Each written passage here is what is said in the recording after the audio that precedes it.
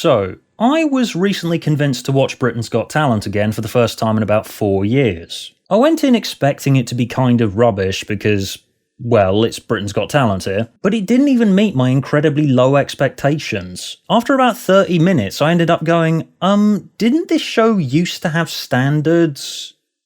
I mean, not high standards obviously, but I distinctly remember them being better than this. There has been a noticeable decline in the decision making over what makes the final cut over the years, because the last time I watched it in about 2016, I will admit that I remember seeing a fair few decent acts showcasing genuine talent. Although even back then, there was always the odd one or two here and there that were purely driven by the typical sickly sweet talent show sob story. You know what I'm talking about here, overlong sequences where contestants talk about a tragedy in their lives, a terminal illness, a loved one with a terminal illness, a family pet got sick or something. The audience bursts into tears and they get put through regardless of whether their act is good enough to actually watch outside the context of the show. You get one or two of those on pretty much every talent show, but in this episode, heartstring tugging was pretty much the only trick they had up their sleeve. Act after act, all I was seeing was stuff that's going to make the audience burst into tears and the act's going to get put through. And obviously I sound like a mean-spirited prick having to point this out, but the external factors and the backstory aren't exactly relevant, are they? Isn't a talent show supposed to be about people demonstrating a talent?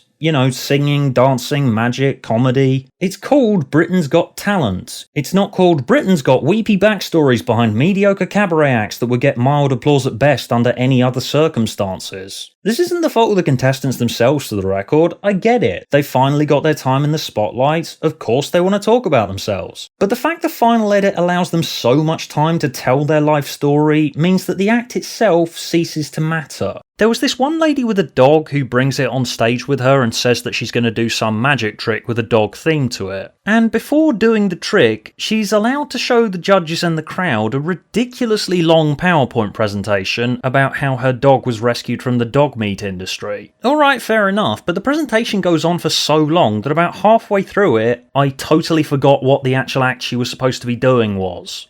It's a magic trick, right?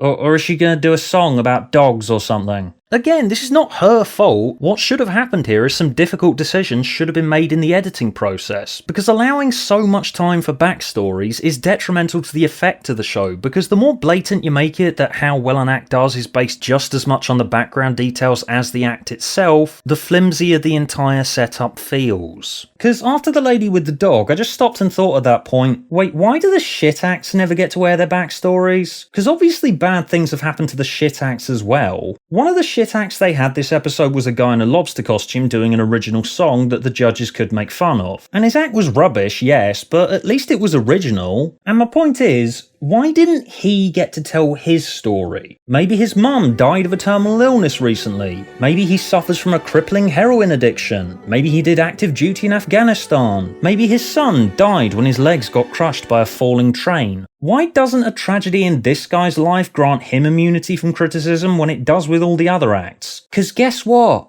Bad things happen in everyone's lives. Bad things happen everywhere, all the time.